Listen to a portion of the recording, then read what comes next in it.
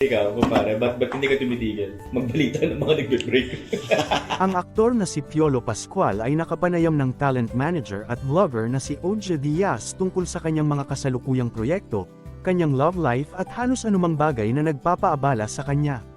May karelasyon ba ngayon si Papa P para mahanapan ko ng solusyon kung paano kayo maghihiwalay?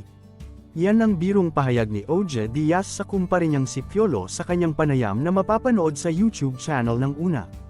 Na ikinatawa ng aktor ang narinig. Kasi sa akin lagi kinakabit kapag naghiwalay. Katwiran ni Oja, ikaw makakaalam for sure para maiba naman, sagot ni Piolo.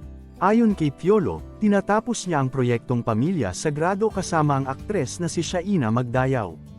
I feel motivated to work out dahil may nilulook forward akong shoot, at car actor, kaya nagpe-prepare ako, and I feel more productive, in a sense fulfilled, dahil alam kong may maganda akong ginagawa sa buhay ko, pahayag ni Piolo.